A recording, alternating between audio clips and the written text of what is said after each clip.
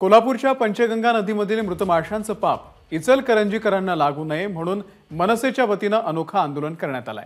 मनसे कार्यकर्त्यांनी इचलकरंजी येथे पंचगंगा नदी घाटावरती माशांचं पिंडदान केलं। पंचगंगा नदी प्रदूषणमुक्त करण्यासाठी प्रशासनाला जागा करण्यासाठी हे अनोखं आंदोलन मनसेने केलंय। पंचगंगा नदीचं प्रदूषण कमी करण्यासाठी प्रयत्न न करता अधिकारी कागदी घोडे नाचवतात आणि त्यामुळे जर पुढच्या काही दिवसांमध्ये पंचगंगा प्रदूषणमुक्त झाली नाही तर 100 किलो फुलांचा हार अधिकाऱ्यांना घालून सत्कार केला जाईल असा इशारा मनसेने दिलाय। पंचगंगा प्रदूषणाचा प्रश्न आहे। हे जवळजवळ 20 वर्ष झालं प्रदूषणाचा प्रश्न तसाच ऐरणीवर आहे। वारंवार या ठिकाणी तक्रारी केल्यानंतर असं वाटतंय की काही संस्था तक्रारी करतायत तर त्याचा फायदा प्रदूषण मंडळाला होतोय।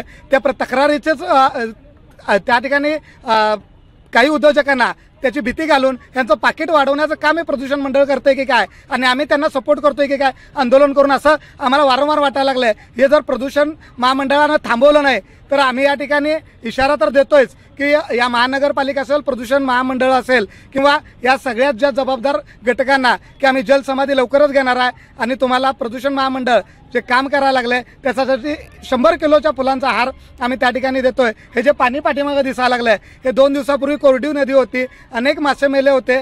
नॅचरल पाणी 30% आणि 70% हे केमिकलचं पाणी उद्योजकांचं आणि सांडपाणी जे मिक्स होत होतं ते त्या ठिकाणी दिसत होतं आणि त्या आंदोलनांच्या इशारामुळे कुठेतरी हे या ठिकाणी पाणी सोडलेलं आहे वर्ण धरणातून आणि 2 दिवसांनी परत याची परिस्थिती अशीच होणार आहे आणि 2 दिवसांनी हजारो मासे मरणार आहेत।